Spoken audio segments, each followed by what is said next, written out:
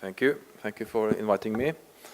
I'll give a presentation of the Norwegian model, and which is quite unique. The background for it, how we did it, and some of the problems that we have met and how we're trying to solve it. But first, let me give you a brief presentation of Norway. It's a small country, northwest in Europe. Population about 5 million. Widespread country. People living all over the country, on every island, everywhere. We have the lowest unemployment rate in Europe, I think, under 3%. And the participation rate is also quite high. It's mostly due to that women participate in the labor market, and that older people, they work until they're 62, 63, 64 or more, generally. We have had a low unemployment for many years, but we also faced rising unemployment in 1994-95.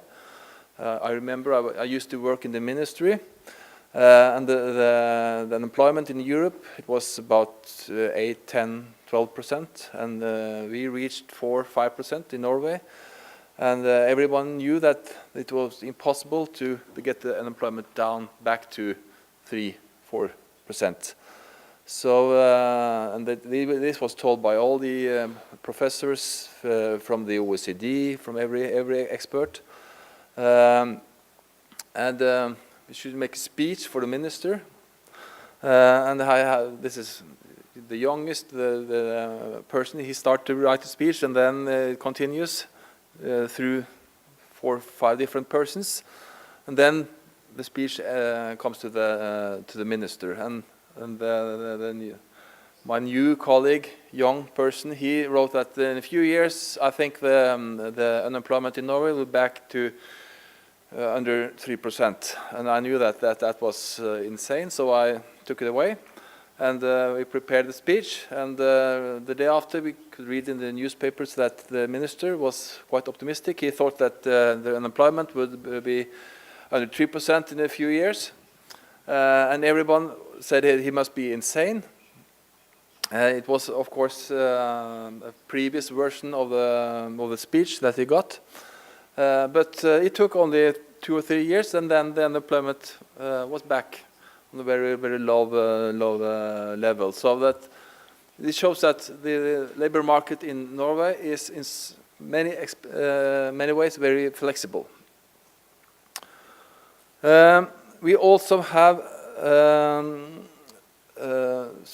2 different traditions that I'm going to discuss now. We have local authorities in Norway, municipalities, a lot of them. We have 428 municipalities, and many of them have no more than 5,000 or less inhabitants. So they're very small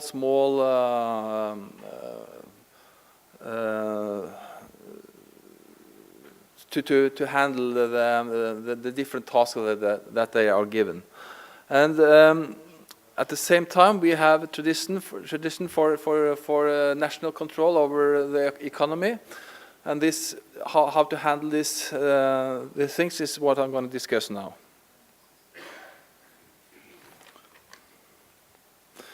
Although the unemployment rate is very low in Norway, we have a lot of people on health benefits who are outside the labor market. And they stay there for a long time, and a lot of them doesn't come back to the labor market at all. So in Norway, almost 1 of 5 person in the labor market age are outside the labor market due to health problems. And that's, of course, could be called a hidden unemployment in Norway.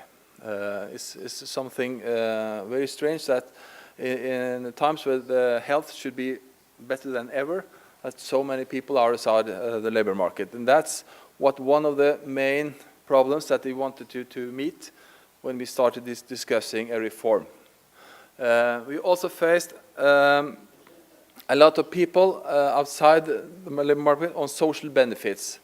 And we had huge problems to make them come back to the labor market. They were under responsibility of the local authorities. And we had problems to handle the cooperation between the municipalities and the state level. So this was one of the main drivers behind the reform that we started to discuss. And for many years, we had all kind of commission discussing various models. And they couldn't really agree. But we saw that we had different institutions, and we had people was sent from the one institution to the other institution to a third institution and so on.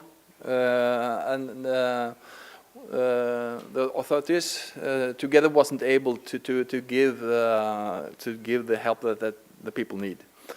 And that especially the receivers of social benefits, they kept staying on social benefits for many years and didn't come back to the labor market. We also saw that if you had health problems and was receiving benefits and was outside the labor market, it wasn't not activity to make you come back to the labor market. So it took many years, often 5-10 years, to come when you started labor market programs. And then you had been outside of the labor market for so many years that it was almost impossible to come back. So it was a need for a stronger collaboration between the social services in the municipalities and the state organization. So then we started to discuss, should we have a local or organization influenced by the government, or a more regional organization where they're influenced by the municipalities. And after a long, endless discussion, we ended up with something in between, and I come to that. When we discuss what kind of organization we should land on, we had different arguments. This had been discussed also earlier today. I just pick up a few. It was, of course, in Norway, as in other countries, was afraid that unemployed people was not going to be placed over the boundaries and kept in the municipalities. So we wouldn't have the flexibility that we need. We have also very small communities, so we was afraid that the focus and priority of the labor market policy would be too low in a lot of municipalities, at least. We also was afraid that we wouldn't have the flexibility if the labor market should change. This reform was implemented in a time with very low unemployment, but if it should meet really high unemployment, would the municipalities be able to cope with it? That was the question. And also that some of the services that you receive in the local offices gives you right to certain benefits. And it was a point that you should treat people equally. And that was perhaps better taken care of if you have a national model.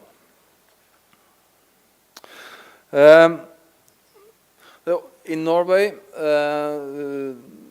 the state is responsible for almost every benefit, so you don't need some extra benefits from private sector. You don't have to have to insure yourself. Some do, but mostly benefits are taken care of by the states, also unemployment benefit and sick leave benefits and so on. And the link between receiving benefits and that we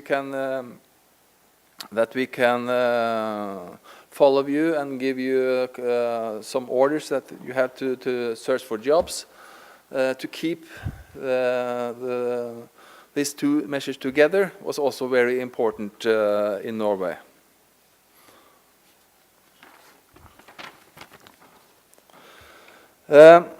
But also having all in one state-driven, huge government organization has some disadvantages that we have to take in mind.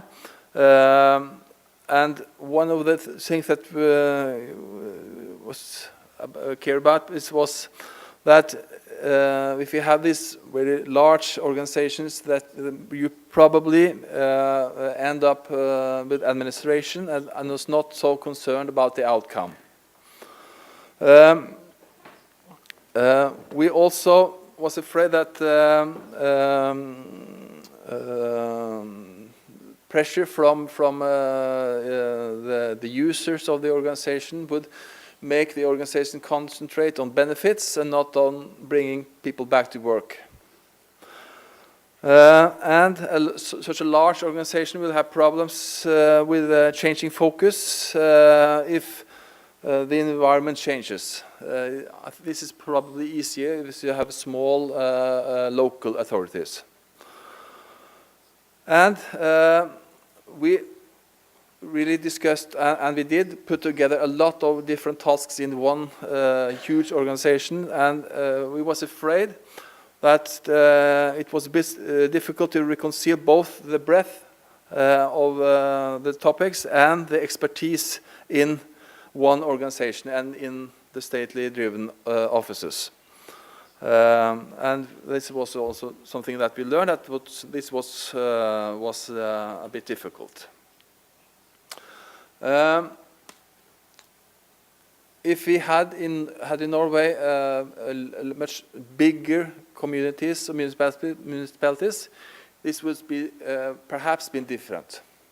In Denmark, they had a municipality reform some years ago, and they decided that to serve this kind of services, a municipality needed at least 100,000 inhabitants, and in Norway, half of the municipalities have less than 5,000.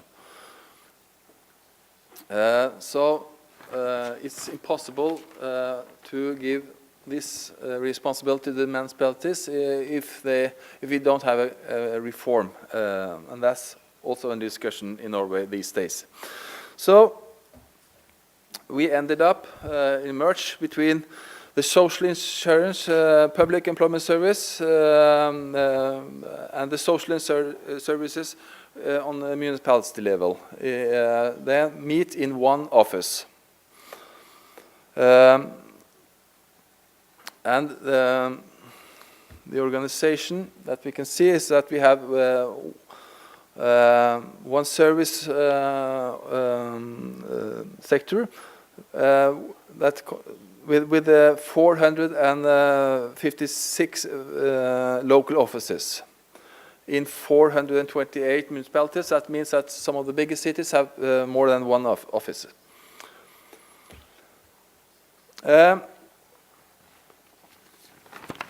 What we have done, and that's probably the special thing, one of the special things with the Norwegian model, that we have in a lot of countries that we have visited, we can see that we place local services and state services together in one office, but they are governed by the state or by the local authorities. But in Norway, this is set by law that this is a common office. It's driven together, and they're responsible together. They're also responsible for the funding together between the local authorities, and the central authorities. The manager, mostly one manager, sometimes two managers, one from the state, one from the municipality, had to report both to the municipality and to the state. This is the idea was to take out the best from centralized models and decentralized models. And the idea again was to combine the need of flexibility that can be handled on the local level with national standards and how to do things, how to we have some standards, how to decide the level of assistance that one should receive, how to decide if a person is entitled to a specific benefit or so on, is handled from the state and from rules set by the state. This has led to a strong integration between the local services and the state services, national services. A few years ago, before the reform, if a person with some needed assistance from different kind of organizations, it could take up to a month to set up a meeting and make all the helpers to meet and decide what to do. And now the same person is responsible for all kinds of services and can fix it in 10 minutes. So with these groups, this is a much more efficient way of handling things. This is,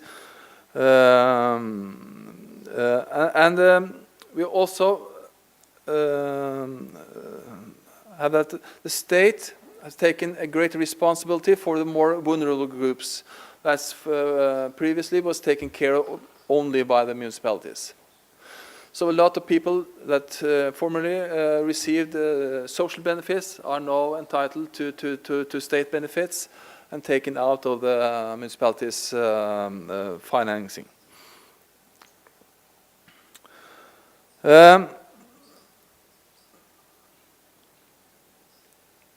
But at the same time, we have some weaknesses in this kind of model. It's a bit unclear who's responsible, if it's the state or the municipality. And if you have bad results, if you have problem with the financing, the operations, and so on, who's responsible? And what should the state do if the municipalities reduce their investments, and so on? And it's also quite difficult to move resources from one municipality to another municipality. And the managers, they report two ways.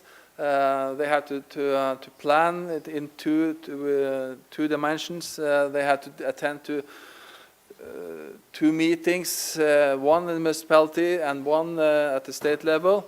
I think they spent too much time on this dual reporting.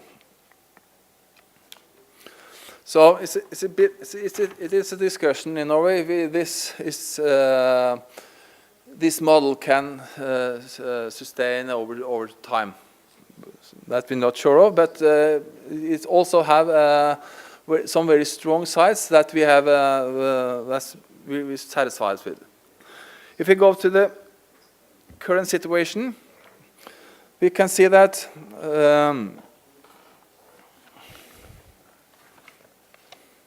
no, sorry. When we started, this was a huge reform in Norway. Every structure that we had vanished, and they had to be rebuilt. The managers that was set to lead the offices, they didn't have the experience. At least in many of the tasks they should take care of.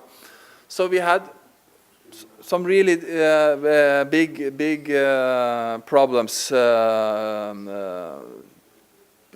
during the first years. But after a while, it's calmed down, and now we think that we can begin to see the results. In some ways, we are performing better than before the reform, and in some other ways, we almost the same as before the reform. And we think there's a potential to improve a lot in the coming years if we get the opportunity to do that. The users, they are still, and was before, I have to say, unsatisfied with the information they receive, so they have to call us and write to us a lot. We see that what we tried to do was to build a one-stop shop in the municipalities. And to a large extent, we have managed to do that. So these kind of services are well integrated. But at the same time, if you're receiving benefits, you have to receive them from another part of the organization driven by the state. So we have created some new problems with handling the internal services across the organization. And that's a problem for us that we have to work on now. But the satisfaction from the customers, they are now a bit better than it was before the reform. The organization taken care of, also we pay about 1/3 of the state budget. So it's a lot of money going out from NAV. And it's difficult to steer and to take care of the all of the issues that we are responsible of.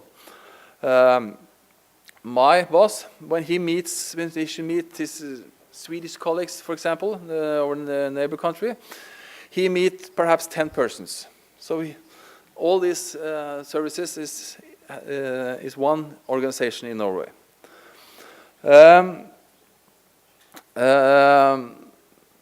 Yes, and but as I said, the services for the people that need help from different kinds of the organization has become much better, and we can see that we now take special programs for people on social benefits. They have been out from labor market perhaps for 10 years.